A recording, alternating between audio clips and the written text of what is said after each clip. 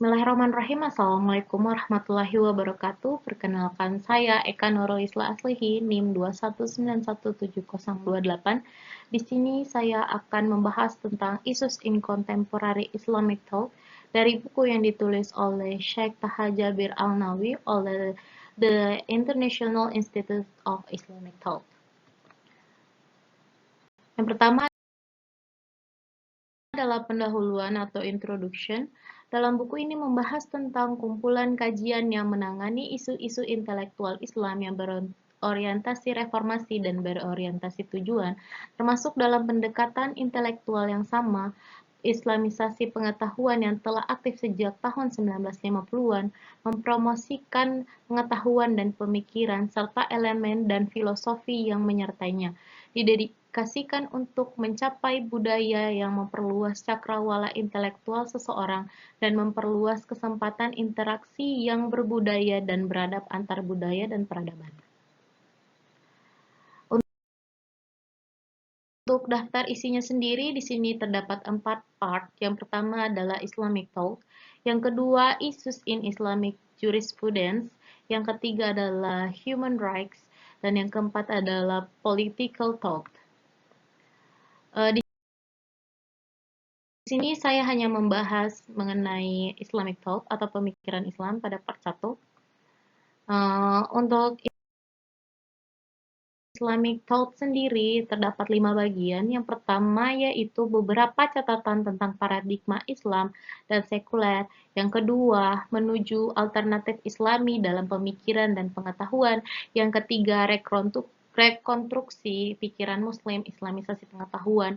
Yang keempat, Islamisasi pengetahuan kemarin dan hari ini. Dan yang kelima, Islamisasi metodologi perilaku.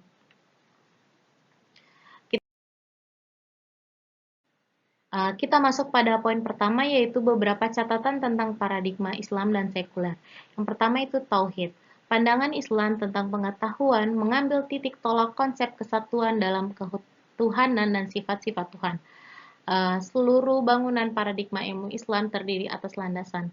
Aspek epidermologis pada Tauhid dimanifestasikan melalui sifat mutlak Tuhan dan pengajarannya kepada umat manusia yang tidak diketahuinya.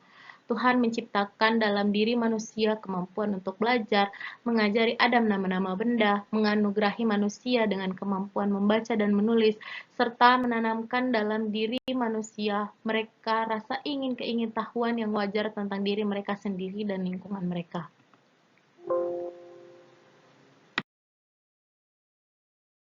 Kita masuk pada poin kedua, yaitu tentang wahyu. Baik Al-Quran dan As-Sunnah merupakan sumber pengetahuan yang diwahyukan dalam melengkapi alam semesta. Wahyu dapat diambil sebagai sumber keyakinan, pemikiran, pandangan dunia, dan konseptualisasi. Wahyu juga memberikan tatanan yang diperlukan untuk membangun konsep manusia, memperjelas hubungan antara Tuhan, manusia, dan alam semesta. Karena keterkaitan yang ada dalam hubungan yang baik antara Tuhan dan manusia, antara dunia dan akhirat, maupun antara kehidupan religius dan duniawi. Paradigma sekuler positivistik membanggakan kemahiran analitisnya yang cukup mengesankan. Namun, analisis dan deskonstruksi tidak dilakukan semata-mata untuk kepentingan mereka sendiri, melainkan untuk memahami apa yang telah dianalisis dan untuk memperbaiki apa yang salah. Allah berfirman dalam Al-Quran, "Wahai manusia, sesungguhnya kami telah menciptakan kamu dari laki-laki dan perempuan dan menjadikan kamu berbangsa-bangsa dan bersuku-suku agar kamu saling mengenal. Sesungguhnya yang paling mulia di antara kamu di sisi Allah adalah orang yang paling teliti di antara kamu." Quran surat Al-Hujurat ayat 13. Dia telah menciptakan kamu dari satu jiwa dan darinya membentuk pasangannya. Quran surat Az-Zumar ayat 6. Dan tiadalah kami mengutus kamu melainkan untuk menjadi rahmat bagi semesta alam. Quran surat An-Nabiyah ayat 107. Selain itu, perspektif Islam tentang keasahan esensial alam semesta jauh memungkinkan paradigmanya untuk mengembangkan konstruksi. Poin ketiga adalah metodologi pemurnian dari energi negatif. Paradigma pengetahuan Islam melindungi metodologi dari spekulasi dan iseng.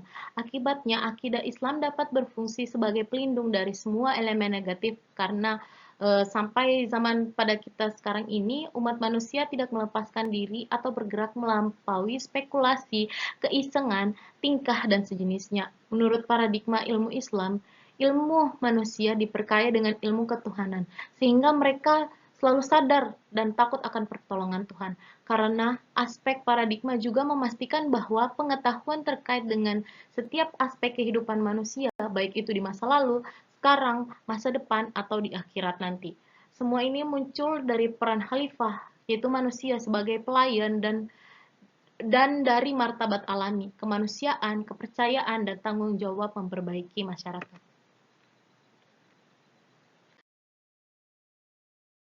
Selanjutnya, yaitu poin kedua, menuju alternatif Islami dalam pemikiran dan pengetahuan.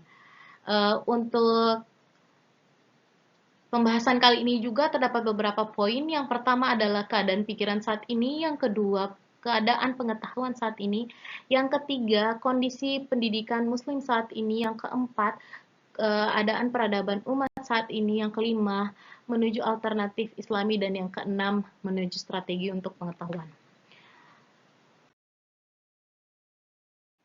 Kita masuk pada poin pertama, yaitu keadaan pikiran saat ini. Ketika memeriksa keadaan pemikiran saat ini di kalangan umat Islam, ada 3 pendekatan dasar yang dapat diidentifikasi. Yang pertama itu pendekatan asli atau tradisionalis, yang pada umumnya menganggap pemikiran tradisional ini umat itu cukup mandiri dan mampu dihadirkan dengan sangat sedikit atau tanpa perubahan sedikit pun. Pendekatan ini mengisyaratkan bahwa kehidupan intelektual umat kontemporer dapat dibentuk dan diorganisir serta struktur peradabannya dapat dibangun atas dasar ini.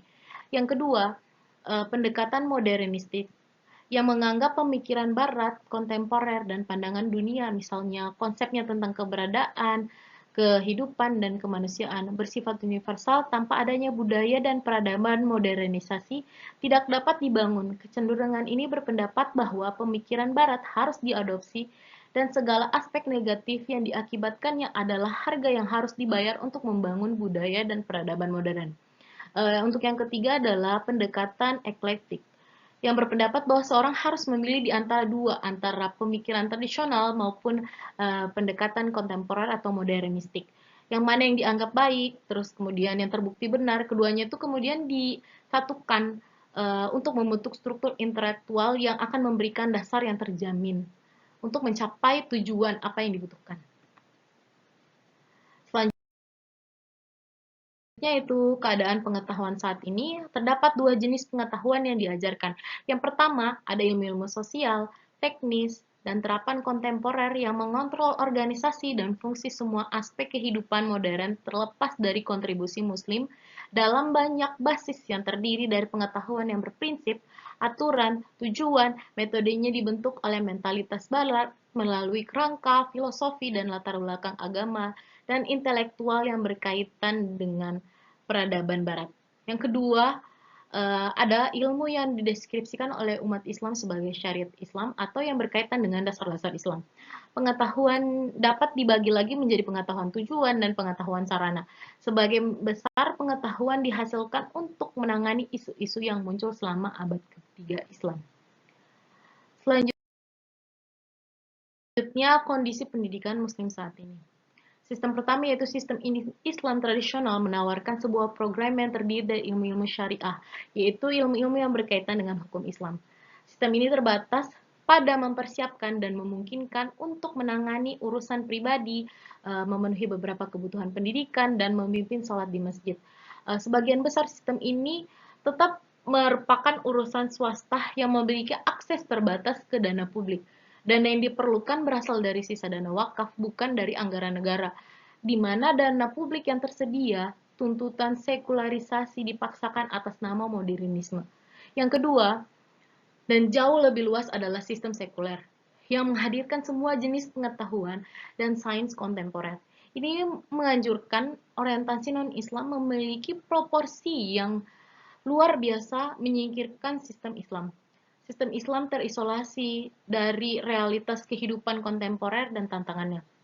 Pada kenyataannya, pendidikan harus menjadi sarana untuk menyatukan umat Islam dan memberi perspektif budaya yang terpadu, mengarahkan menuju kemajuan dan konstruksi Ini harus menciptakan harmoni dan memberikan tujuan bersama, sehingga mengarahkan semua upaya untuk mengembangkan individu muslim yang saleh dalam pikiran dan jiwa budaya dan perilaku, serta kekuatan inisiatif penalaran individu yang kuat dan produktif.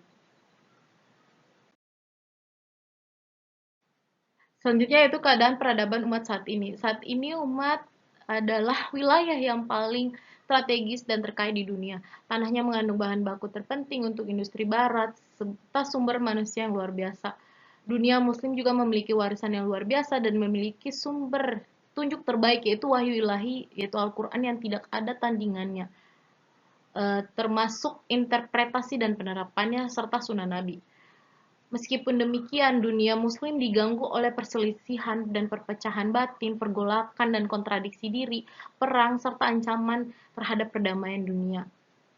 Kekayaan yang melimpah dan kemiskinan yang berlebihan serta kelaparan dan wabah penyakit.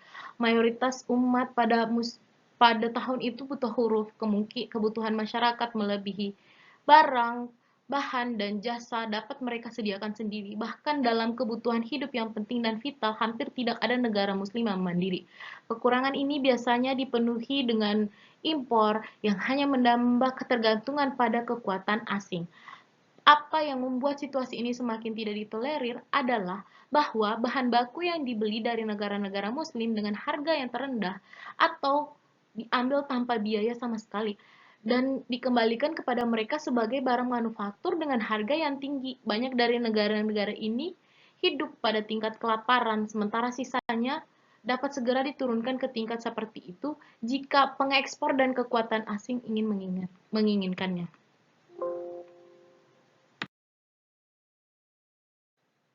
Poin selanjutnya yaitu menuju alternatif Islami. Untuk menghadirkan alternatif Islami bagi umat, kita harus mereformasi pemikiran Muslim secara keseluruhan dan menilai kembali metodologinya. Kita harus berdiri pada posisi pemikiran regional dan nasionalistik, serta pemikiran Barat, baik Marxis maupun liberal. Dalam hal ini adalah politik. Selain itu, kita harus menyadari betapa berpengaruhnya pemikiran Barat di dunia Muslim. Ini akan memungkinkan untuk menyadari tantangan besar dan luar biasa yang dihadapi dan tekanan yang diberikan oleh sejarah dan masa kini pada pikiran umat Islam. Dengan harus merevisi dan memperbaiki struktur sejarah dan budaya yang diwariskan umat Islam, dan membersihkannya dari kelemahan, dikotomi, dan ketidakadilan realitas yang menghambat efisiensi dan efektivitasnya. Landasan intelektual yang sehat, yang merupakan titik awal untuk membangun sistem peradaban harus memiliki 3 ciri sebagai berikut. Yang pertama, sumber yang sempurna, bebas dari kesalahan dan penyimpangan yang merusak sehingga pemikiran tidak merosot menjadi imajinasi dan meditasi yang berkelok-kelok. Yang kedua, yang dapat diterima baik secara rasional maupun logis sehingga gagasan-gagasan yang disampaikan kepada pemikiran umat Islam tidak cepat dibuang. Dan yang ketiga, yang realistis, yang nyata, sehingga umat Islam mampu berinteraksi dengan realitas untuk mengubah dan mempengaruhinya secara positif.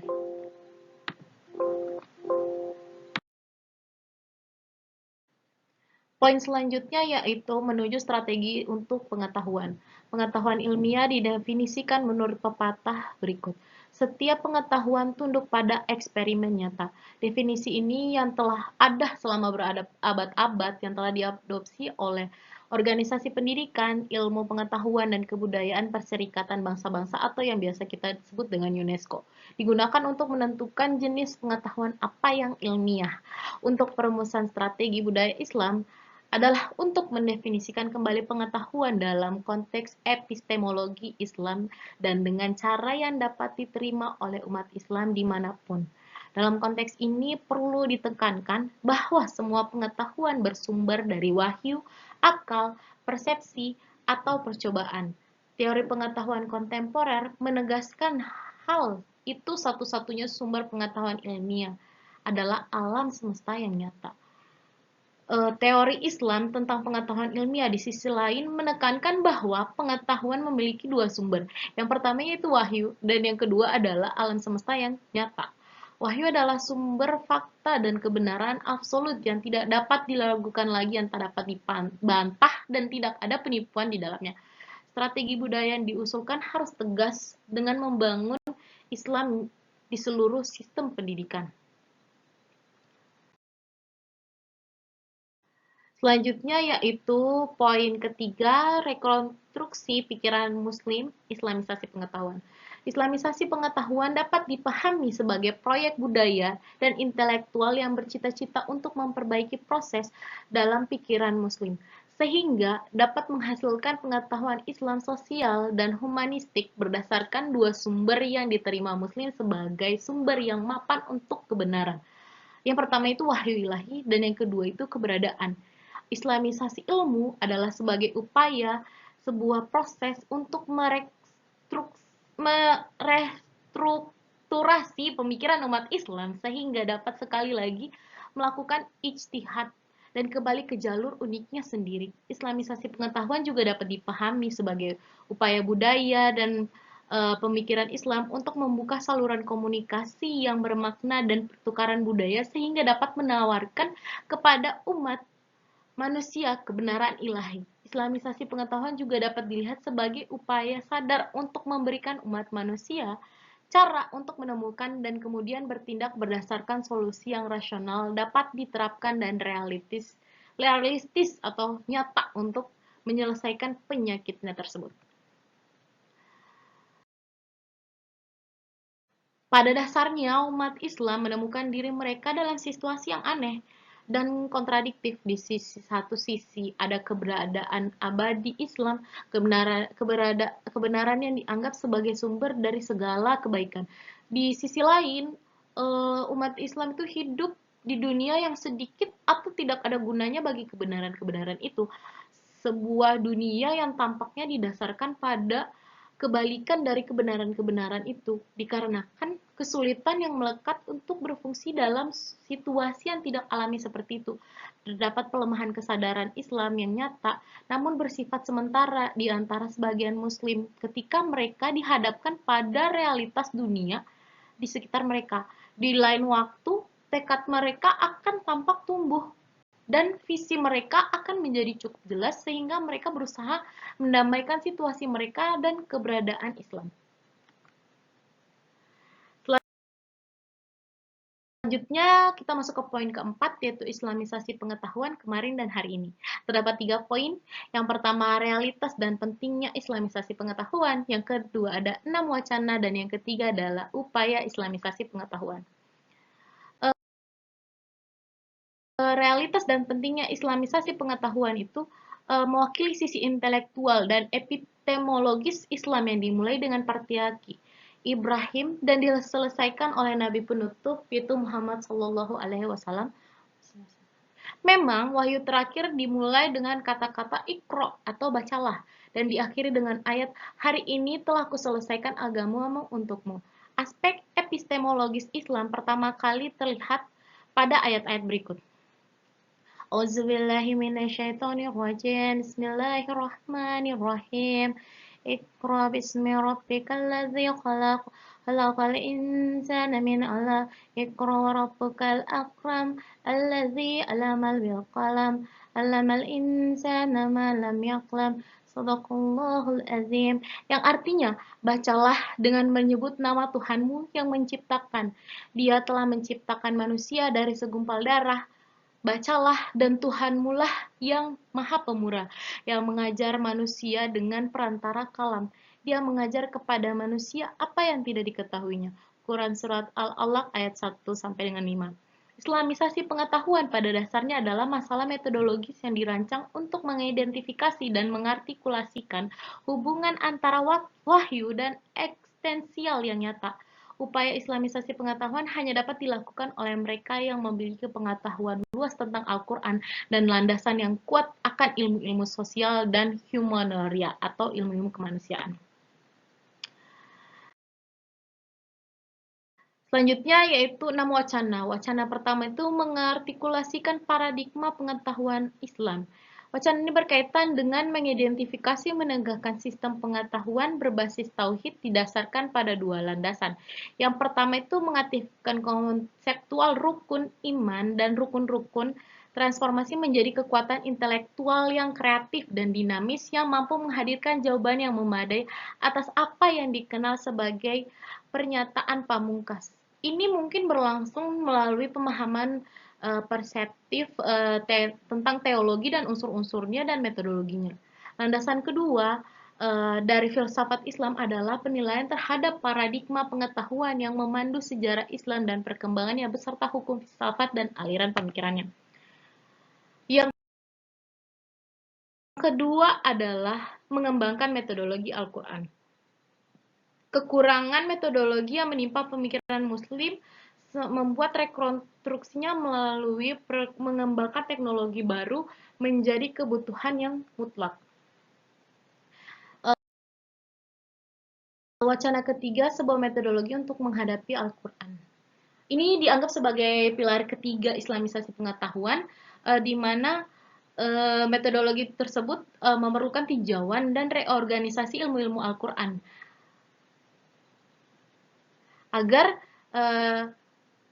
Al-Quran menjadi penjelas segala sesuatu dan petunjuk, rahmat, serta kabar baik bagi umat manusia, terutama umat Islam.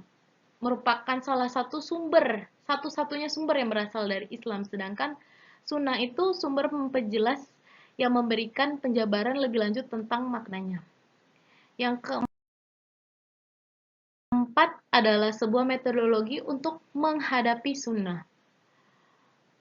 Tanpa sunnah, tidak mungkin untuk menguraikan metode atau pengetahuan yang diperlukan untuk memberikan kontribusi yang signifikan kepada manusia atau menerapkan nilai-nilai Al-Quran dengan situasi nyata yang ada. Untuk wacana kelima, yaitu mengkaji kembali warisan intelektual Islam. Yang harus diberikan kepada warisan intelektual Islam ini harta karun yang harus dipahami secara kritis, analitis, dan dengan cara yang membebaskan kita dari 3 bidang yang mempengaruhi kita. Yang pertama yaitu total penolakan, yang kedua penerimaan total, dan yang ketiga pencakupan sedikit demi sedikit. Ketiga bidang ini mewakili hambatan tidak hanya saat ini, tapi juga di masa depan. Kemudian yang keenam berurusan dengan warisan intelektual Barat. Jika di pikiran Muslim adalah untuk membebaskan diri dari paradigma dominan dan bagaimana berurusan dengan paradigma itu, ia harus membangun metodologi untuk menghadapi pemikiran Barat, baik dulu maupun sekarang.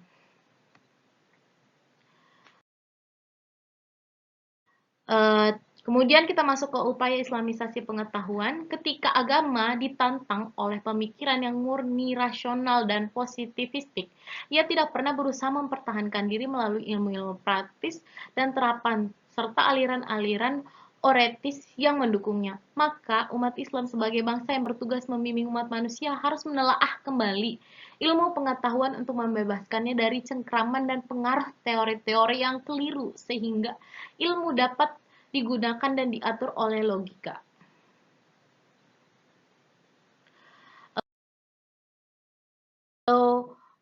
Islamisasi pengetahuan dan tujuan keseluruhannya dapat diringkas sebagai berikut. Tujuan pertama, yaitu mengembangkan kaitan antara pengetahuan dan nilai, atau lebih tepatnya mengembalikan pengetahuan ke ranah nilai, di mana ia disingkirkan oleh positivisme. Tujuan kedua, yaitu mewujudkan bacaan wahyu dan bacaan ekstensial yang nyata. Dan terakhir, tujuan ketiga, memecahkan masalah akhir yang dikemukakan oleh filosofi statis, di mana beasiswa barat kontemporer terperosok. Selanjutnya, kita masuk kepada poin kelima, yaitu Islamisasi metodologi perilaku. Bagi umat Islam generasi pertama, hubungan antara kapasitas intelektual akal dan wahyu saling melengkapi. Jika kita mempelajari hubungan antara kausalitas dan kekuasaan Tuhan, kita menemukan bahwa generasi pertama umat Islam ini memahami secara komprehensif dan jelas masing-masing dari mereka akan menggunakan apa yang mereka miliki, dan jika berhasil mereka akan berterima kasih dan memuji Allah Subhanahu wa taala yang telah menciptakan dan menyediakan sarana tersebut dan memberikan hasil yang mereka inginkan. Namun jika mereka gagal, mereka akan kembali dengan hati-hati dan memeriksa kembali cara mencari tahu di mana kesalahan mereka untuk memperbaiki kesalahan tersebut. Dan yang terakhir yaitu pemikiran barat yang ditemukan dalam ilmu-ilmu ini memiliki banyak ciri negatif yang tercantum. Di antaranya ada 3. Yang pertama yaitu batasan dari sumber pengetahuan. Karena Barat membatasi sumber ilmunya hanya untuk akal manusia. Ia tetapi telah menghilangkan sumber ilmu yang paling penting, yaitu wahyu ilahi, yang memberikan ilmu yang komprehensif dan terperinci. Yang kedua yaitu batasan dari arti memeriksa pengetahuan yang dihasilkan oleh akal manusia, karena Barat membatasi cara-cara ini hanya untuk eksperimen. Ini telah menjadikan satu-satunya bukti dalam cabang pengetahuan manapun. Oleh karena itu, orang Barat berpikir bahwa eksperimen itu adalah satu-satunya cara untuk alat verifikasi karena cocok untuk setiap bidang pengetahuan. Dan yang terakhir adalah aplikasi dari pengurangan terlepas dari peradaban luas. Barat menundukkan ilmu-ilmu perilaku dan sosial pada aturan-aturan dan metodologi ilmu-ilmu alam dan terapan.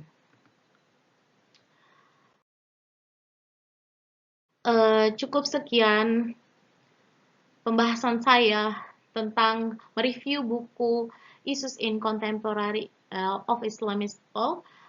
Sekian, jika ada kurangnya mohon dimaafkan. Wabillahi taufiq wal hidayah. Wassalamualaikum warahmatullahi wabarakatuh.